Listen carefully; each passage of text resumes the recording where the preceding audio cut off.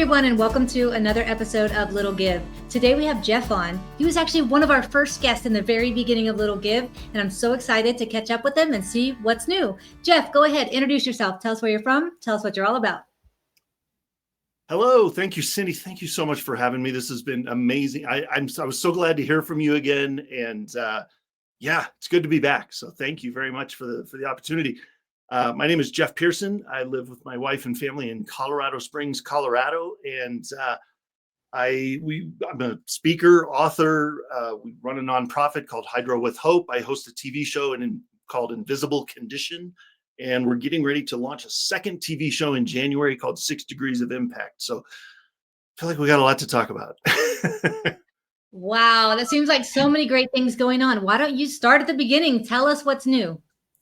So what's new is we, through some borderline miraculous health things that have happened in my life over the last year or so, I have decided to launch a second show. And so that show is going to be called 6 Degrees of Impact, and it's going to be once a week, Fridays at noon Eastern. And I think we're going to launch it in January. I think that's the plan, and so far.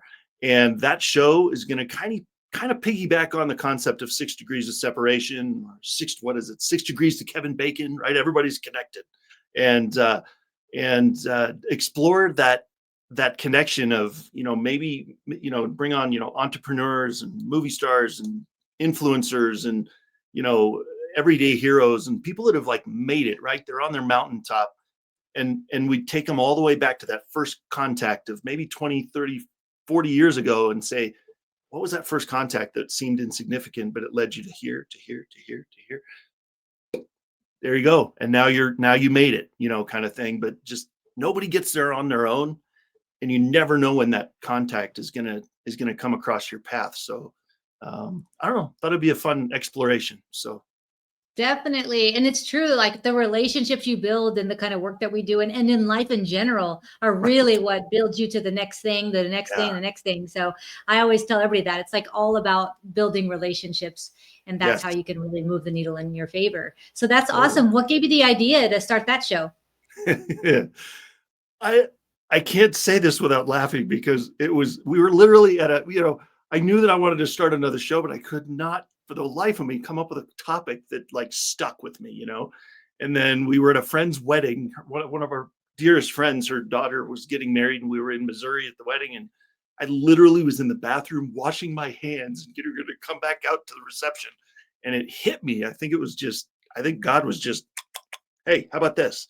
And it literally just hit me out of nowhere. And the name of the show and the concept and a bunch of ideas just hit me like a tidal wave. And so I dried my hands off real fast, grabbed my phone, and I was like walking and texting and writing stuff down. And the whole drive back from Missouri, Catherine and I, my wife's Catherine and I were coming up with ideas for the guest, ideas for the audience, and how it would work. And so it kind of hit me out of nowhere, honestly. But some of the best ideas do, so it's pretty cool.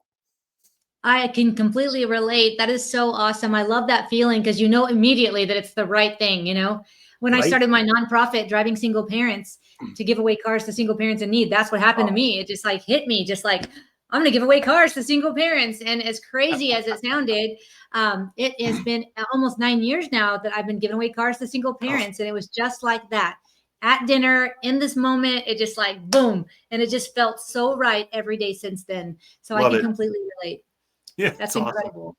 Awesome. Yeah. And so do you already have your guest lined up for the new show? I have my first guest is all lined up, and she actually is going to introduce me to, I don't know how we've fallen into this group of people, but oh my gosh, I've got potential guests ranging from a wildly successful entrepreneur in Australia to somebody she referred me to that was actually in a movie that has just blown up, and then a Broadway opera, or not opera, but Broadway stage person that has been amazingly successful, and he's got a bunch of contacts for me. It's just exploded, and I don't even know where it came from. I feel like when you make the decision and step forward, if it's the right idea, things just start falling into place, and I think that's what's happening right now. So it's pretty cool. So Absolutely. That's so cool. Tell us what else you've been up to. well, since the last time we talked, last time we talked, I think we focused a little more on my invisible condition, right? My current running show is called Invisible Condition, and we came to that idea because I was, living with an invisible condition that you would never know somebody has. And that condition has resulted in 15 surgeries ranging from about 2 weeks old to about 2 years ago. And that includes 7 brain surgeries. And so, but you would never know by talking to me, watching me walk down the street. It's very invisible, this condition. It's called hydrocephalus. And so I have, I've had 4 of those brain surgeries in the last 12 years, and it's taken its toll. I'm not going to lie. It's been a crazy 12 years. At the same time, we've also found that when the medical community was not able to help, we were able to find an alternative, something in the alternative world that was able to give me my life back. The medical community kept me alive. The alternative world gave me my life back. And we just kept plugging along, and, oh, there's a symptom. Oh, what can we do? And so the most recent of those is an amazing woman in her organization that's in Colorado, here about an hour from us. And I met her speaking at the same conference in December of 2023. And she has an amazing program that she has brought me through. It's about a 4 to 6 month program. And I don't know. I mean, God can do whatever he wants. He's in charge. But as far as I'm concerned, I'm done with brain surgery, according to what I've worked through with her. Even to the point that I had an MRI a couple of years ago, and it looked like a very sick brain. It looked like a very compromised brain. That's the best way I can describe it without getting too technical. The one I had more recently after working with her was a completely healthy brain. And so I don't know how it works. I just know it worked. And so I said, okay, my life took a different direction. The show needs to too. And so Invisible Condition won't disappear. I'm working on, partnering with somebody to kind of partner with me on hosting that. And then I'm going to dive right into 6 Degrees of Impact and see if we can have both of them running at the same time. Hi, my name is Justin Clark, and I'm the president of the board of directors for Driving Single Parents, a 501c3 nonprofit serving the citizens of San Antonio and Bexar County, Texas. I'm here today to tell you a little bit about the great work that our organization is doing for the citizens of San Antonio. What you're about to see is just a few photos and videos of the way that we're changing lives for single parents in and around San Antonio, Texas. Our first giveaway took place in April of 2017, just one short month after the formation of our organization.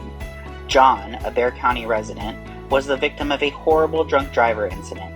He and his daughter survived the crash, and we were so proud to give our first car to this deserving family. Fast forward to 2020, a very difficult year for nonprofits. We were able to secure 4 vehicles for single parents in need. Our organization, including our board of directors, list of partners, and portfolio of people we've been able to help in San Antonio, continues to grow, and it's all thanks to donors and local community organizations that have helped us along the way. This giveaway took place in 2021 and shows that we continue to help single parents even after the struggles brought about by COVID-19. Because of limited funds and the overwhelming need, we at Driving Single Parents are incredibly selective with the people we help. Some are victims of domestic violence. Others had a spouse pass away tragically, or otherwise fell on hard times. These single parents show adversity in the face of challenge and aren't looking for a handout. We offer a hand up and help get them back in the driver's seat. Many of the single parents we help go on to graduate college, get promotions, get married, mentor others, and some have even been so touched by the gift we gave them that they have decided to join our board of directors to pay it forward and ensure the continued growth of our organization. If you would like to help our organization continue to grow and continue to help single parents in need in San Antonio, Texas, and Bexar County, Texas, we would really appreciate your support. Please visit us online at www.drivingsingleparents.org. Thank you. That's awesome. Tell us a bit more about what your journey was like with this woman that you met in Colorado that really helped you through. Was it games that you played? What were some of the techniques that she used to kind of help you through? I mean, there might be somebody watching who's, going through the same thing you've been through, and maybe they need a little help. It's true. Yeah. So over the last 10, 12 years, we have gotten very accustomed to seeking out alternative things when the medical community couldn't help or didn't know how to help. We would seek out alternative things. And so that's kind of where she came from. And she works, there's a lot of things that are controlled in your life by either the sympathetic nervous system or the parasympathetic nervous system. Okay. The sympathetic nervous system is the fight, flight, freeze, or fawn. And fight or flight, everybody knows. Freeze is when you just can't do anything. You just freeze in place and everything just shuts down. And fawn is kind of like the people pleasing, right? Like the don't want to make waves, people pleaser kind of thing. And so all of those kind of fall under that umbrella. And all of those can really have a taxing effect on your nervous system. And it can literally cause conditions to appear in your body. With traumatic events, if you don't rein those in and shift into the parasympathetic nervous system, which is the healing phase of it, really, the rest and recharge and heal. That's what happens in the parasympathetic nervous system. But so many people live their whole life in the sympathetic, and then they wonder where all these invisible conditions come from, like fibromyalgia and diabetes and chronic fatigue syndrome and irritable bowel syndrome and all these things. I would argue that a lot of that comes from a dysregulated nervous system, and your body experiences trauma, or could be good trauma, could be bad trauma, but it's trauma. And all of a sudden this symptom pops up. And so if you can shift into the parasympathetic, you can literally heal those, and you don't have to live with them forever. And so that's the work that she does. I only know enough to be dangerous. That's about the extent of what I know, but all I know is it works. And so I am a totally different person than I was last time I was on the show because of her work. And so that's why I felt like that pivot to the new show was made sense. So that's where we're at. Wow, that's so interesting. And there's so many things, like you said, those are like also invisible conditions, right? And there's so many things like that people don't realize there's another way. There's always another way, and how flexible our brain and our nervous system actually is if you know how to, or you find someone who can help you regulate those and figure out where your pain points are. So I'm so glad you shared that. It's all so interesting to me. I bet you learned so much on this journey. Oh man. Yeah. I think the biggest thing I learned over the 10, 12 years, and especially in the last year or year and a half working with that organization, is advocate. You are in charge. You are in charge of your health. It is not in anybody else's hands. Even if you have to have brain surgery, after the brain surgery, man, I had so many side effects after these brain surgeries, and the doctors didn't know what to do. So what did I have to do? I had to go out and search and advocate and say, no, that made it worse. We're going to go somewhere else. By the way, you can fire your doctor. He works for you. That's just for pro tip there. If you don't like what your doctor's telling you, go find another one. It's just like going to the auto shop, get a second opinion. That's how I roll. And so that's what I've learned over the last 10, 12 years, is that they don't know everything either. You are searching, and sometimes so are they. And so, sometimes you just gotta be patient with everybody, and sometimes you gotta go find somebody else to help you, and that's how I am here, because I did not take the surgeon's word as gospel. And I said, well, okay, I hear what you're saying, but let's go explore. And that's what Catherine and I did. And I'm so glad we did, because I'm here with you because we did. So I think that's such great advice. What great advice, because nobody is more passionate about your success than you are. And I think so oftentimes people say, well, he's the doctor, or she's the doctor. They said, so I have to do what they say. They know best. And it's like, no, not always. 100%. And all I'll say is this. I wouldn't be here without amazing neurosurgeons and anesthesiologists and medical staff. Oh, yeah. And I mean, I am not throwing anybody under the bus here. Please understand. Oh, no. I would not be here without those amazing people. And I have had wonderful neurosurgeons my entire life. I've never had one that I went, oh man, they've been all been amazing. At the same time, they have not known what to do with some of the symptoms after surgery. So what I like to say that encapsulates it is the medical community has kept me alive, which I'm very thankful for. Thank you very much. The alternative world has given me my life back. So that's kind of how I sum it up. Yeah, like your quality of life is much better because of the alternative medicine. Yeah, yes. I love the way you put that. And you're right. It's just everybody's doing the best that they can. And I think that it's wonderful that, they've gotten you to do all of these amazing things and that you're doing so much better since the last time we saw you and we talked to you. So we're grateful for the update.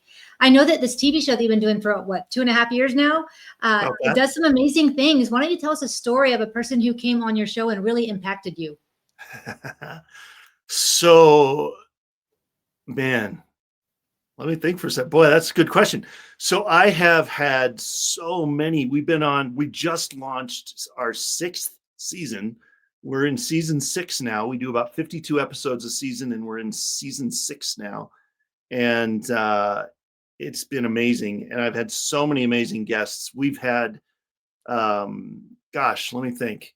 There was one that, God, put me on the spot there. There's so many, I got to narrow it down. But there was one that was had 12 years it took her to get diagnosed, and it was I think what ended up being the ultimate diagnosis was fibromyalgia. But fibromyalgia and chronic fatigue syndrome and POTS and lupus and all these different conditions can look so similar that she went from doctor to doctor to doctor. After 12 years, she finally got the right diagnosis, finally got on a couple of medications that worked, and now she's able to pretty symptom free, and so it's been, that was a crazy journey. I had a bipolar pastor on one time. That was an interesting conversation. I had a gentleman that was a retired Marine that found out after he was in the Marines, after he had retired from the Marines, that he's actually been autistic his entire life. And that explained a lot. Going back through the years going, oh, so that's why I responded to that way and why the military was not my friend necessarily. So there's been so many cool stories that have been, I learn something every time I have a guest on. Honestly, I come away and I feel like I got an education every time. So it's been so cool. I think the coolest guest I've had recently is I'm trying to remember if his show has aired, so I may not want to say his name yet, but he wrote, he's a country music songwriter. So he lives in Nashville, Tennessee, and he wrote for some of the biggest names in country music. Garth Brooks is one of the guys he's written songs for. And he has got an amazing story and has just the coolest, just the kindest heart, and just wants to help people. And his story is incredible. So I think he's coming up in season 6 here in a couple of weeks. So his name's Kent Maxon. So he's a great guy.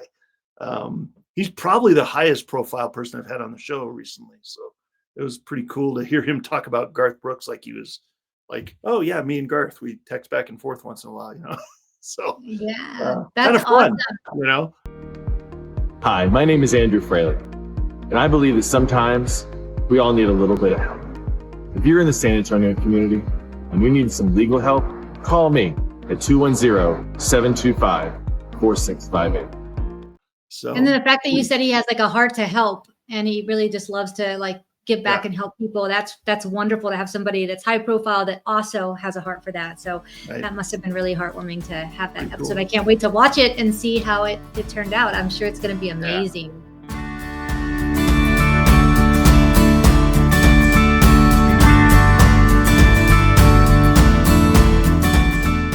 Can you give the audience an example of a little thing that they can do in their community that might just be a little give on their end, but might make a big impact on the other side? Oh man, I think the first thing that pops into my head when you ask me that is give grace, man. Just operate in a world of grace. You don't know what people are dealing with. You don't know what people are going through. You could, my favorite example of that is when you're sitting at the grocery store and you're in the parking lot and you see somebody pull up to the handicap parking, and the person gets out and he kind of trots into the store and comes back out with his bags and puts them in his car and drives away. And you go, you know what? What did he need that parking spot for? He looked fine. He looked fine. It didn't look like anything wrong with him.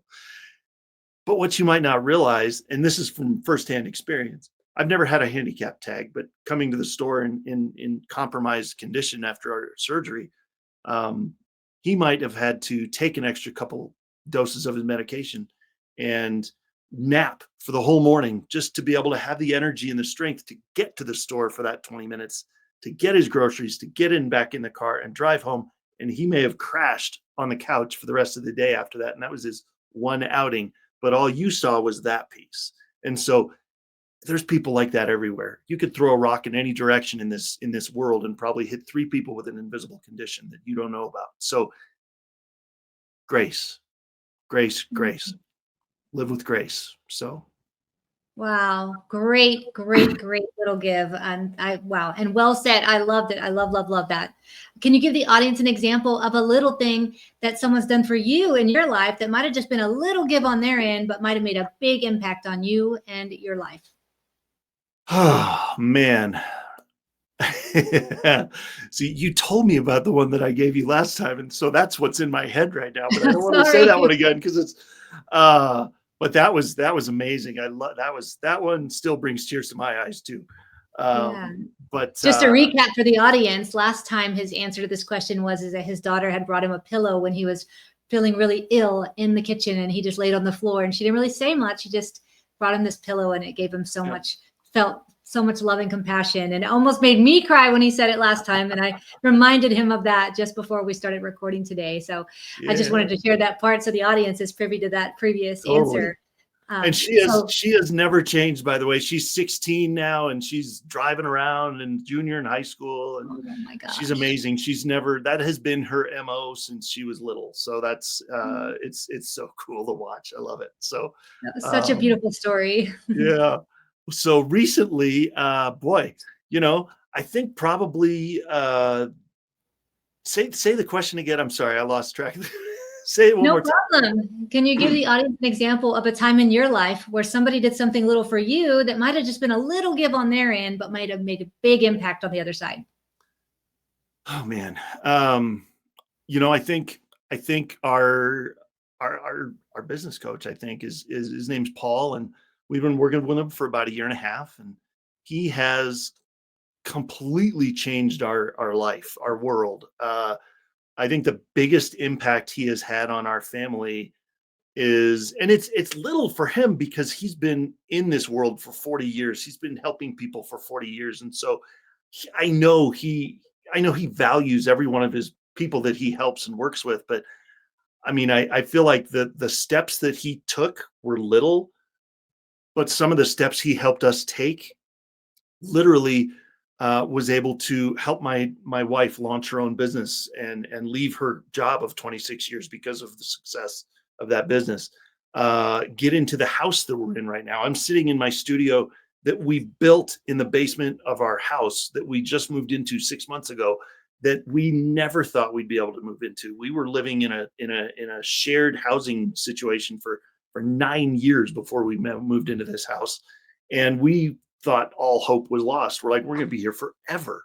And he did just enough of a tweak of our thinking and of our like perspective, and be like, hey, what about this?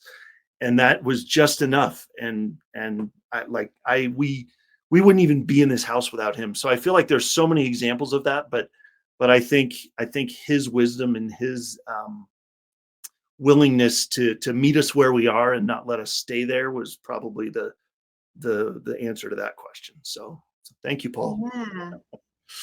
I love that answer. And, it's like, to him, it's him just doing his job. It's just a little thing to him is, I'm just doing my job. And to you, it just means a whole lot because it changed your life and circumstances. So I always tell people, you never know what that little thing is that you're going to do for somebody else that's really going to stand out and really make a difference or an impact in their lives. Yeah. So we got to keep doing the little gives, Jeff, right?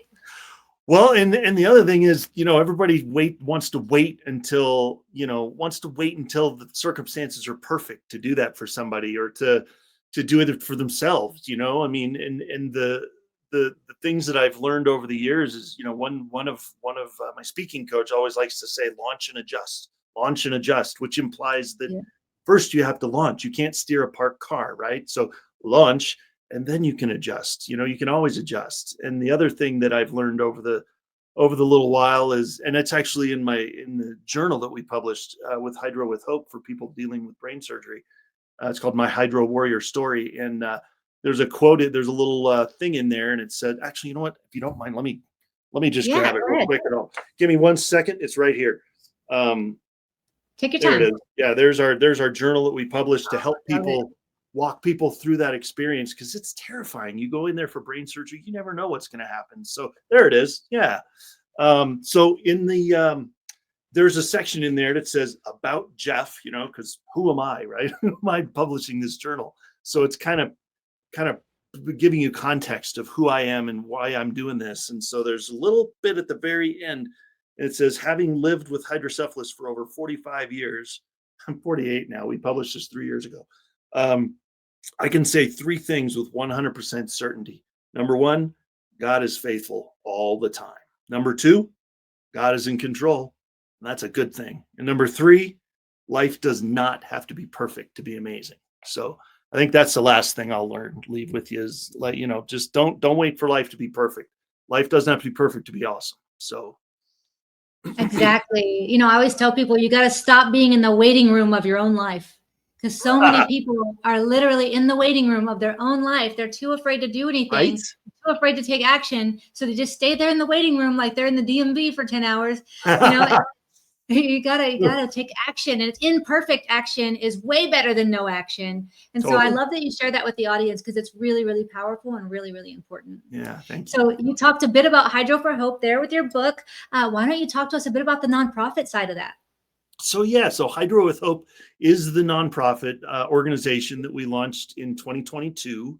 And the main goal of Hydro with Hope is really a couple different things. We launched it because of an experience I had. I had 2 brain surgeries in 2014, one in 18 and one in 21. And the one in 18, this is where kind of the idea came to me. So my wife and I were sitting in the room, the little room, right? You go to the waiting room, and then they say, okay, he's ready. And you go into the little room and you wait for the doctor to come in.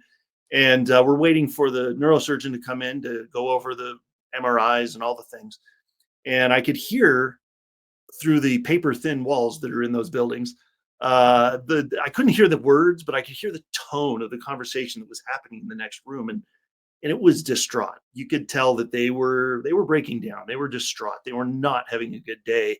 And I thought the first thing that popped into my head was, oh man, I wonder if that's a family just, finding out that their child is going to have brain surgery for the first time, or the 5th time, or the 20th time.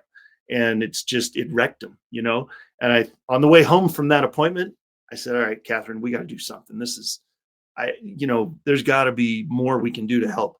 And so that's where the wheels started turning. And then we didn't actually come to fruition with that till 2022, but that's where we launched with the book. And so that I want to get that in the hands of every Hydro Warrior in the country and eventually in the world, but it's only in English right now. So anywhere in the US, we can ship these books. And I'd love to get it into the hospitals so that they can just hand it out to patients, get them on those neuro floors of the hospitals so that they could just give it to people. Or you can go on the website and purchase one copy or 100 copies and hand them out yourself to people and you can donate to Hydro with Hope anytime you want. We appreciate that as well, to keep the books going out and keep me being able to let me do the other aspect of it, which is honestly speaking. My wife and I speak together a lot. We speak separately sometimes around the country, and honestly, we just want to spread hope. And so, if you know of an organization or a company that needs a story of hope, it doesn't have to be medical. I can craft it however you want. Hope does not have to be in one mold or another. It can hope transcends all that. So I'd love to tell our story at anywhere, and that's also what Hydro with Hope is about, is spreading hope and talking with families and talking to parents and giving them hope that this is not the end of the world. I'm 48 years old. I've had 7 brain surgeries. I've had 15 surgeries overall related to this crazy condition. And I'm a business owner, an author, a speaker, a TV host. I've been married 26 years. I've got 3 beautiful children. You can do this. It is not the end of the world. So I just want to get in front of as many people as possible to tell them that. Oh, that's wonderful. And I'm feeling more hopeful just listening to you speak. So thank you so much for sharing all that you have with us today. Why don't you tell the audience where they can find out more about you, get in touch, obviously, where they can get the book, all the things. Awesome. So hydrowithhope.com is where you can go to donate to the nonprofit, get the journal, join our mailing list. And you can email me personally if you'd like, at invisiblecondition@e360tv.com, and I will email you back and be able to answer any questions that you have or point you in whatever direction. I mean, I'm happy to share whatever. I mean, I want to help as many people not have to reinvent the wheel as possible. So if you're experiencing brain surgery and you're experiencing side effects and pain after surgery and stuff, we have so many resources that we had to find through School of Hard Knocks that I want to share with anybody that wants to hear it. And so if you're, any medical condition, really, I think a lot of the things that we've found that helped me could help anybody in a situation like that. So reach out at invisiblecondition@e360tv.com. And that's probably the best way. And then I can send you my calendar link, which I do very freely. I love meeting with people on Zoom and just talking to them, or phone call, or however works out best for you. There you go. Exactly. I've got lots of time slots here and there, depending on the week. Some are busier than others, but I would love to talk to anybody that would like to be in touch there. And all of these links, and my calendar link included, will be, I think, included in whatever description and show notes that are attached to here for the episode. And you should be able to find it there. And if not, email me and I'll send it to you. So. Well, wonderful. Thank you so much for all that information, Jeff, and for being on with us today. Everybody who out there is listening to this episode and you want to know more about Jeff and what he's all about, or maybe you want to be a guest on his show, or maybe you just want to collaborate or get that journal, he gave you all the ways to get in touch. Please do reach out and find out more. If you're passionate about that nonprofit, go to the website, find out more. And if you can, go make a donation. $1 or $5 multiplied by everyone watching this episode today can make a huge difference. So thank you everyone for watching, and thank you, Jeff, for being on, and we'll see you all next week. If you enjoyed this episode of Little Give, head on over to our website at littlegive.com. You'll be able to find all the information about previous episodes and past guests that we've had on. If you or someone you know would like to be a guest on Little Give, all the information is also on the website. And if you have a nonprofit that you love and would like to recommend be on the show, all of that information is also on the website. We really appreciate you watching today, and we can't wait to see you again next week.